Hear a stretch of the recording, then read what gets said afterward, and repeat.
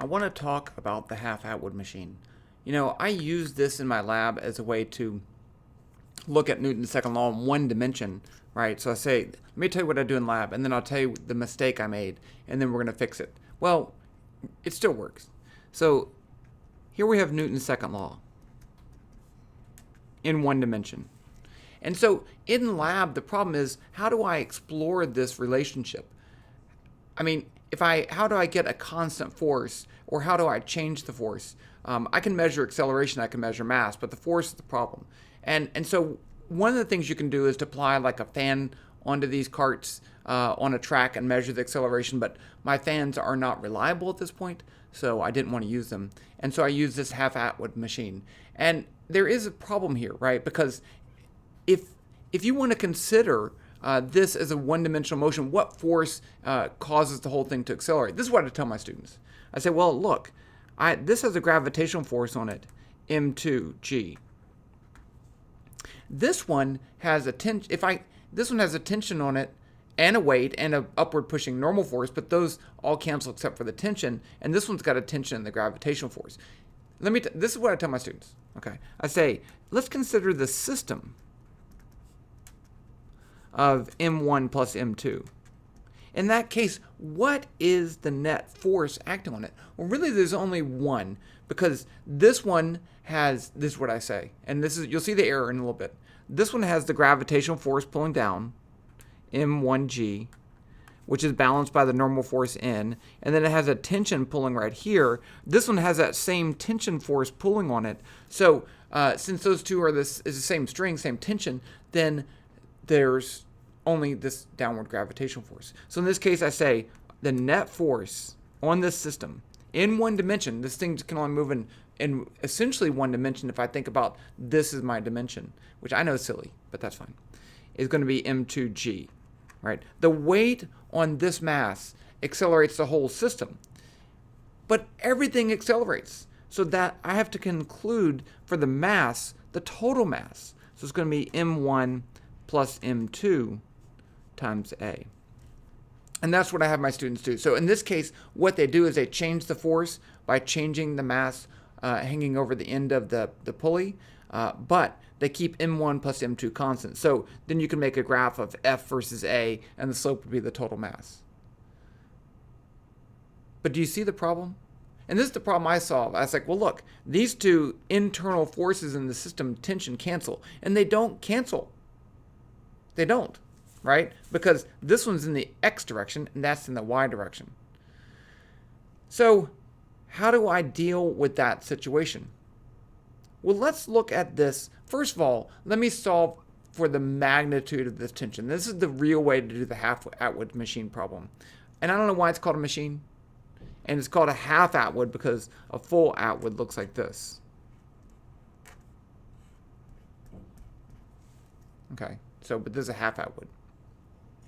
So let's just solve for this problem. I'm going to first look at mass 1. I know that it has 3 forces on it. And so in the y direction, this is mass 1. In the y direction, F net y is 0, right? Because it doesn't accelerate in the y direction. And so that's going to be n minus m1g. And who really cares? Nothing good there. F net x, on the other hand, is nice because there's only one force and it's a tension. So it's going to be t, and that's going to be equal to m1a. And that's the acceleration of the car. That's important. Now if I go over here to this mass 2, I only have forces in the y direction, so F net y is going to be equal to t minus m2g, and that's going to be equal to the mass times acceleration. Now, here's the thing. If these are connected by a string and the string does not stretch, then the position, the distance between these two has to stay constant. So that if this one's accelerating that way with a positive value, this would be accelerating in the negative direction with the same value. So this is going to be negative m2a. That negative because it's going down. Okay. So now let's use, I want to solve for t, which I can already because I already have an expression for a. But let's do this the real way. So I have two variables, t and a, I don't know. So let's take this t. Oh, that's an important equation. let's take this t and plug it in up here. Instead of t, I put m1a, so I have m1a minus m2g equals negative m2a. So now I'm going to add m2a to both sides. I'm going to add m2g to both sides. I get m1a plus m2a equals m2g. And then I can factor that out. A m1 plus m2 equals m2g. And that's the same equation I have up here. Okay, so that's legit. You can do that. And then if I solve that for a, I get a equals m2g over m1 plus m2. So that means the magnitude of this tension, T, is going to be m1 times a, and that's a, m2g over m1 plus m2. Okay, so I have the tension, I have the acceleration. Now what do I do with it? So let's look at this in terms of the center of mass of the system, right? Because this says that if I have my mass right here, there's m1 and there's m2, then there should be some center of mass. Maybe it's right here. Okay, so let's just say it doesn't really matter. I'm going to say this is my origin. So let's say this is R1, this is R2, then the center of mass, which I drew poorly, R center of mass, I'm just going to use the center of mass formula. This is going to be R1 times M1 plus R2 times M2 over M1 plus M2. It's the weighted average if you want to think of it that way. And we can write this as a vector equation. You could write this as X center mass is X1 M1 plus X2 M2 over M1 plus M2, and do the same thing for Y. We can also write it as a vector equation, and I think that's kind of cool. But if I look at the system as just a center of mass, which is what we do if we don't consider any rotational motion, right? If it's not a rigid object, we can draw all the forces acting on the center of mass. So I have the gravitational force. Okay, I already did this, right? Let me just say, I'm just going to draw these three forces. Yes, there is a gravitational force on this one, but I'm not going to draw that because it's balanced out by that normal force. So I just have three forces, M2G, T, and T. So I get M2G down. It's a vector. Then I have T, and then I have another T. So you see, those three forces do not add up to 0. And really, I can't even kind of write this as a net force because they're two different. These are not the same T. They have the same magnitude, but they're actually two different tensions because they're in different directions. So let's just write this as, what I want to do is to find the acceleration of the center of mass. Okay, so again, I can use my x and y coordinates, so I can say F net x, that's going to be equal to T. That's the magnitude of the tension in the x direction. And that's going to be M1 plus M2 times AX. This is a different A, right? I'm finding the acceleration of the center of mass. So the center of mass should accelerate. Now for the y direction, F net y, I get T minus M2G equals M1 plus M2 AY. So I want to plot the motion. I want to show the motion of these two, of the center of mass. And I'm going to do it two ways. The first way is I'm going to calculate, if I know the x acceleration of the center of mass, I can say, let's say that this is a vector. I can say R center of mass equals R center of mass 0, where it starts, plus V center of mass 0, T plus 1/2 A, that's a vector, T squared. That's your kinematic equation as a vector equation, right? That's where it starts, that's the starting velocity, and that's time. And so I can plot the center of mass using this equation, and I'm going to do that. But if you think about it, the center of mass has to change, right? Because as that car goes over the pulley, this mass is definitely moving closer to the point, but this mass is moving down. So the center mass should be moving down and to the right. Okay, I've already started a Python model for this, and I made it way more detailed than I needed it to be, but I want to show you my plot of the center mass, and then I want to add this calculation and plot this too. I haven't added that yet. Okay, so I normally make the code live, and I didn't do that, but I was playing with it, and I thought it was kind of cool. So I'm going to go over every line here, just so you know what's going on. Okay, so here in line 2, this is just making a graph, and I wrapped it around because it was too long. And line 4 too. So G1 makes the axis for the graph, and then F1 actually makes a curve. There's my gravitational field vector. I made a bunch of objects. Let me run it first, so you can see what I'm talking about. So isn't that nice? I'll show you the graph in a little bit. So here I have a box, I have a track, I have a mass, I have a pulley. I show the center mass. It's all there. Okay. So there's my track. It's just a box. The cart is just a box. M2 is a sphere. That's the mass hanging down. And the pulley is a cylinder. It's a little disc. If you don't know how to draw cylinders, it doesn't matter. And you don't need to draw all this stuff. You could just draw mass 1, mass 2, and the center mass, and that'd be fine. But I wanted it to be artistic, and I wanted it to look nice for you. So now this was kind of probably not the best way to do it, but I did want to draw those strings. So string, I made 2 strings. So one string going from the cart to the pulley, and then another string going from the pulley to the mass, hanging mass. So these, I drew them as cylinders, and there's 3 important properties in a cylinder. You need the location of one end, and then you need a vector from one end to the other end of the cylinder, and that's called axis. So you see here string 1 goes, I have it go from the pulley plus a little extra so that it, in the y direction, so it hits the top of the pulley, not the center of the pulley, to the position of the cart, which is the center of the position of the cart. And then I give it a radius. String 2, I do the same thing. I go from the mass up to the pulley. I give the mass of the cart and M2. And so I did have to change this around a little bit. These are not realistic values. Well, they are. 500 grams and 100 grams, I guess. But the acceleration would be too high.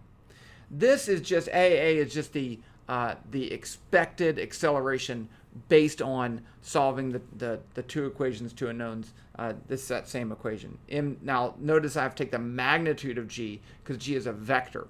Okay, so I have to include that. If you just use g, then you're going to get AA as a vector, and that's not what you want.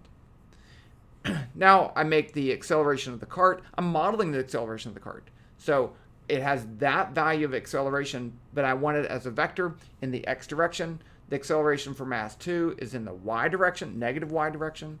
And then I give them initial velocities of 0. And I'm doing a shortcut for the modeling of the motion. It should be fine. Here I calculate the vector value of the center mass. It's just the cart dot position is R1. That is the vector location of the mass. And then I multiply it by its mass, cart.m. And I am using these properties of the object cart. It makes it a little bit easier. And then mass 2.pos is R2. That's the position, the vector position of mass 2. And divide by the total mass. And then I actually want to put a sphere there. So I have a sphere there called center of mass. So I have R center mass and then center mass. And then so it has a position, a radius, a color, and then I leave a trail. Now I run the animation as long as the cart is before the end of the track. Rate 50, it's not actually running in real time because I have a time step of 0.01. So I recalculate RCOM, the center mass position, so that every time I get back to the beginning of the loop, I calculate that. This line is updating the velocity. I'm using a normal numerical calculation. This is the Euler method. It's not perfect, but it's good enough. And then I update the velocity of the mass 2. They have different accelerations, so they're going to accelerate in different directions. Then I update the positions of those, and then I set the position of the center mass for the RCOM. Actually, I probably should move this down here now that I think about it. X that out. I don't think it really, if your time's so small, it doesn't really matter. That does matter, having an indentation. Now I need to update the strings. I need to update both their position and their axis, which I do. And then I plot t versus the x component of the center mass. And so let's look at that graph. So that looks nice. Center mass right there. It looks like it's moving in a straight line, but if you look at the graph of the position of the center mass does indeed accelerate. And I don't think it's directly underneath this. I mean, if the mass, let's run it again. No, it's not. It can't be direct. But this is such a low mass, right? It actually gets closer to the center of that. That's what happens. Let's run it again. See, it starts off in front of it and ends up below it. Okay, so it does have a different acceleration than the cart. Okay, I want to make another graph on here. I want to plot the theoretical position of the center mass based on my equation I had over there. So let's make another graph over here, edit.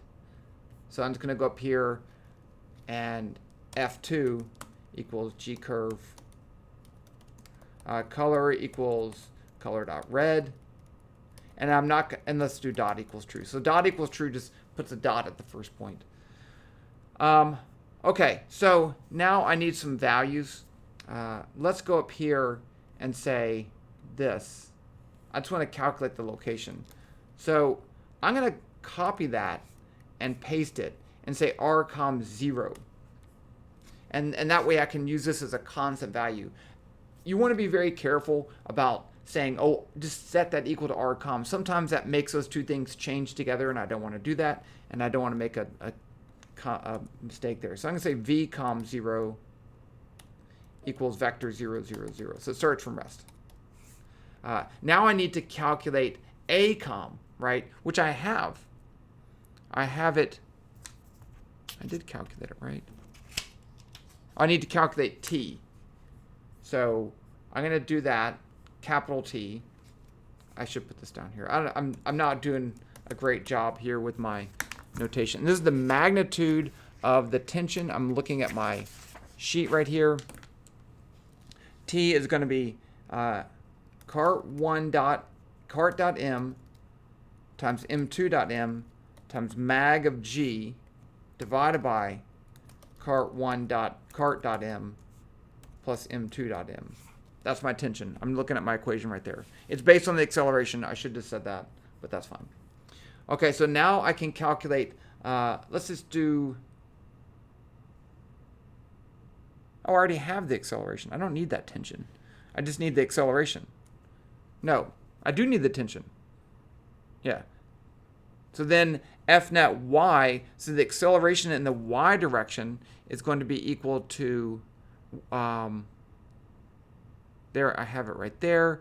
It's it's t minus mg. So let's just write that out. A equals vector. The x acceleration is going to be this divided by the total mass. What did I put? Where did I put that thing? Oh, there it is. Let's see. Did I skip a step? F net x is t divided by the total mass. So the total mass squared, do I do that? I guess so. So I'm just plotting the acceleration. Okay, so it's going to be equal to, in the x direction, it's going to be t divided by cart.m plus m2.m. In the y direction, it is equal to, I have that already. It's AA right there. AA0. So that is AA0 is the really the only difference between the center mass and the actual Atwood machine is I have that extra tension in the y direction, in the x direction. And so that's once I calculate that acceleration, I can set that in the y direction. Oh, that's negative y direction. Okay. So now down here, I can, before I do my plotting, let's just calculate R, what am I calling it? I should call it something else. let's call it r-2, r-t for theoretical, is equal to r-0, which is a vector, right, is up here, plus v-0, which is a vector, times t, I'm not doing dt, I'm doing t, plus 0.5 times a times t squared. So now I can plot down here f2 dot plot t r-t dot x. You can't plot r-com because it's r-com. Okay, let's see if this works. If this works, I'm going to be pretty happy. And then I want to show you one other thing. Okay, let's run it. Error. I kind of knew that. Line 37, vector.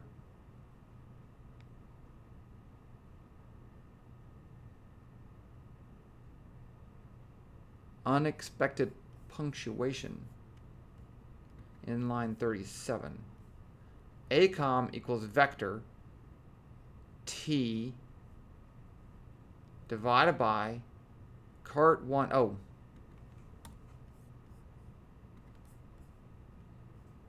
What runs? Okay, and so there you see. They're pretty much in agreement. They're not exact because of my time step, but I'm pretty happy. Okay. This shows you something really important, though. If the center mass has a constant acceleration and I let it keep going forever, what would happen is the cart would fall off the track, but it would have some x velocity. So, and this is the idea, like if I have a chain falling over a table, once it gets off, the end whips off because it has some x velocity because it has an x acceleration. And you can see that here. Okay. So I'm pretty happy with that. I'm excited about my little three-dimensional track I drew there. I'm going to give you the code to this in the link down below. But other than that, hopefully I learned something. And I'll talk to you later.